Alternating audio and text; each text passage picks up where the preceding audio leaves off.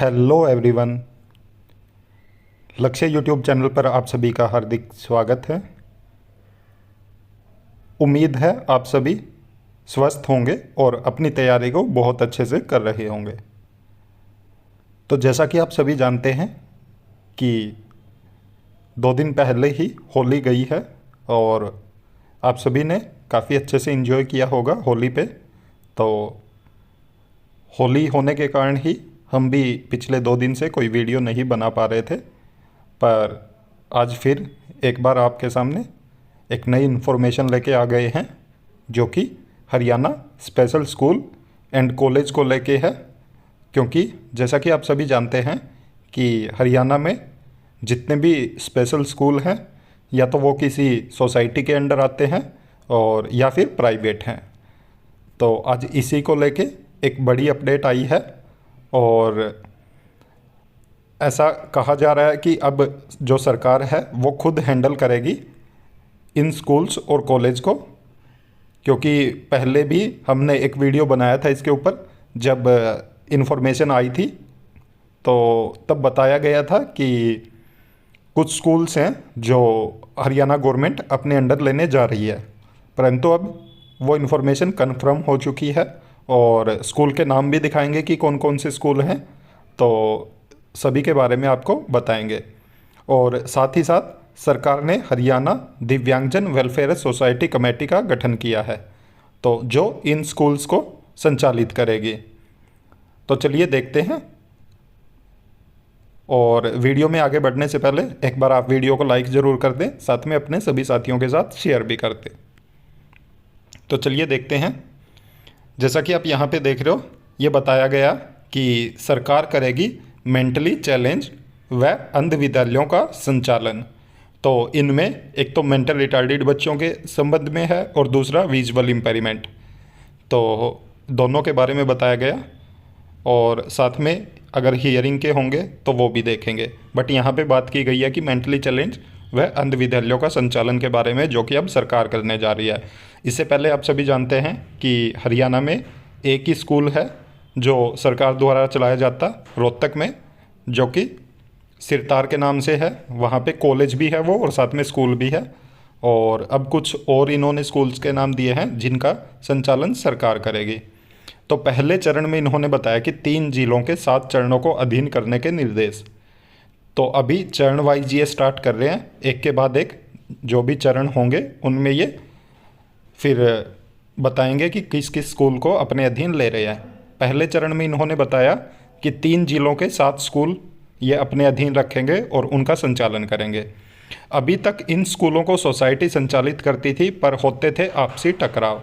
तो इन्होंने बताया कि अभी तक कोई ना कोई सोसाइटी इनको संचालित करती थी, पर उनके आपसी टकराव होते रहते थे, आपसी मतभेद चलते रहते थे। इसलिए सरकार ने फैसला लिया है कि वो अपने अधीन ही रखेगी इनको। तो जैसा कि आप यहाँ पे देख रहे हो, यहाँ पे बताया गया कि प्रदेश भर में स्थापित विशेष स्कूलों जिनमें मेंटली चैलेंज और अंध विद्यालय बताए गए हैं के संचालन का जिम्मा अब सरकार ने अपने हाथों में ले लिया। इसके लिए नई सोसाइटी का भी गठन सरकार ने करवा लिया है। तो सभी काम हो चुके हैं। जैसा कि मैंने बताया आपको कि ये इन्फॉर्मेशन काफ़ी पहले की थी कि सरकार कुछ स्कूल्स को अपने अंडर लेने वाली है, तो अब सरकार ने उसके लिए कमेटी का भी गठन कर लिया है।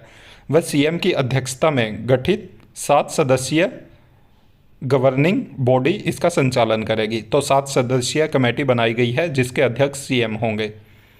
पहले चरण में सिरसा रोहतक के 2-2 और हिसार के 3 विशेष स्कूलों को टेक ओवर करने के भी निर्देश जारी कर दिए गए हैं। तो आप देख सकते हो, हिसार में इन्होंने 3 स्कूल लिए हैं अपने अंडर और सिरसा और रोहतक में 2-2 स्कूल लिए हैं।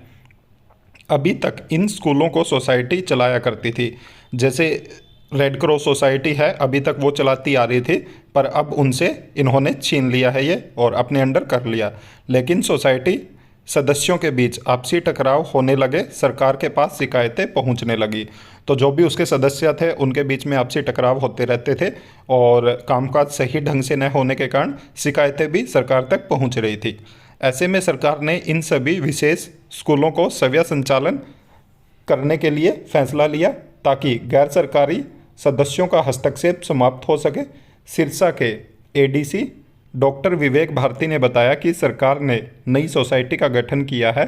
अब पत्र आ गया है और पत्र में जारी हिदायत अनुसार प्रक्रिया शुरू कर दी जाएगी।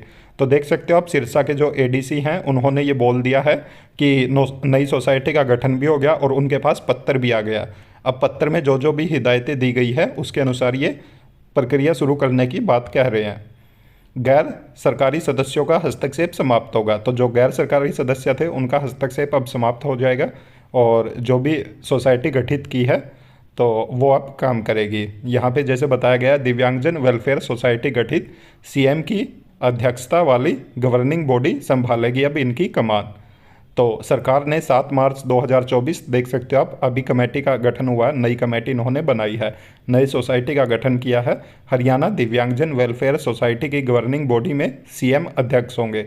सोशल जस्टिस, एम्पावरमेंट, वेलफेयर और SC/BC विभाग के शिक्षा विभाग के मंत्री उपाध्यक्ष होंगे। इसके अलावा 7 सदस्यीय गवर्निंग बॉडी में स्कूल एजुकेशन डिपार्टमेंट के प्रशासनिक सचिव, फाइनेंस डिपार्टमेंट के प्रशासनिक सचिव, women and child development department के प्रशासनिक सचिव, सोशल जस्टिस विभाग के प्रशासनिक सचिव इसके सदस्य होंगे। सोशल जस्टिस विभाग के महानिदेशक भी इस बॉडी के सदस्य सचिव होंगे। आप देख सकते हो इन्होंने बताया कि कौन कौन इसके सदस्य होंगे। इसकी पहली बैठक 13 मार्च को सीएम की अध्यक्षता में हो चुकी है। इसमें फैसला लिया गया कि जिला स्तर पर स्कूलों के संचालन की जिम्मेदारी प्रशासनिक अधिकारियों को दी है। जिला स्तर पर पैटर्न डीसी होंगे जबकि एडीसी प्रशासनिक अधिकारी होंगे। इसके बाद सभी संबंधित डीसी व एडीसी को पत्र जारी करके टेक ओवर करने के निर्देश भी जारी कर दिए। तो आप देख सकते हो टेक ओवर करने के इन्होंने निर्देश भी जारी कर दिए हैं, जो कि डीसी और एडीसी को कर दिए, और साथ में जो सोसाइटी है उसका गठन कर दिया। सोसाइटी के सदस्यों को बता दिया कि कौन कौन से डिपार्टमेंट से सोसाइटी के सदस्य होंगे। और जिन स्कूलों की बात की गई है उनमें आप देख सकते हो सिरसा, रोहतक के 2 स्कूल बताए हैं और हिसार के 3 स्कूल हैं जो कि रेड क्रॉस सोसाइटी चला रही थी, अब उनको सरकार अपने अंडर चलाएगी। तो रोहतक के इन्होंने बताया कि एक तो सरवण कॉलेज था और दूसरा अर्पण कॉलेज था, दोनों रेड क्रॉस सोसाइटी के अंडर आते थे, तो इनको अब सरकार चलाएगी। हिसार से इन्होंने बताया कि red cross institute for visually handicap और ईयरली इंटरवेंशन प्रोग्राम, तो अर्ली इंटरवेंशन प्रोग्राम होगा ये, जो कि ये 2 स्कूल थे, और साथ में अचल मानसिक विकास केंद्र था। ये 3 हिसार के हो गए। और सिरसा में मेंटली चैलेंज चिल्ड्रन स्कूल और Helen care society for visual impaired, तो ये 2 सिरसा के हो गए। अब देख सकते हो रोहतक और सिरसा से 2 स्कूल हैं और हिसार के 3, उनके नाम भी यहाँ पे बताए गए हैं जो कि सरकार ने अपने अंडर अब ले लिए हैं। तो अब देखना ये होगा कि जो ये स्कूल हैं इनमें अब कैसे जो संचालन किया जाएगा इनका, और अब इनमें जो परमानेंट रिक्रूटमेंट का नोटिफिकेशन है वो कब तक देखने को मिलेगा, क्योंकि अगर सरकार ने अपने अंडर लिया है तो अब इनका संचालन भी सरकार अपने तरफ से करेगी, और जो भी प्रोसेस है उस पर सब पे अब काम होने लगेगा। और हम मान सकते हैं कि इनमें स्पेशल एजुकेटर की भी वैकेंसी देखने को मिल सकती है हमें, जो कि परमानेंट बेसिस पे हो सकती है। और साथ ही साथ इनके अंडर जो कॉलेज आते थे तो उनका संचालन भी अब शायद सरकार को ही करना पड़ेगा, क्योंकि स्कूल के बेसिस पे ही जो कॉलेज हैं उनका संचालन हो रहा है। तो अगर स्कूल को अपने अंडर ले रही है सरकार तो उनको कॉलेज का भी चार्ज फिर लेना पड़ेगा। जो भी इन्फॉर्मेशन होगी आपको टाइम टू टाइम अपडेट हम देते रहेंगे। और अगर आप हमारे चैनल पर नए हैं तो चैनल को सब्सक्राइब ज़रूर कीजिएगा, साथ में बेल आइकन का बटन ज़रूर दबाइएगा, ताकि जब भी हम वीडियो अपलोड करें तो तुरंत आप तक नोटिफिकेशन पहुंच जाए। और वीडियो को ज़्यादा से ज़्यादा लाइक करें, साथ में शेयर भी करें। Thank you.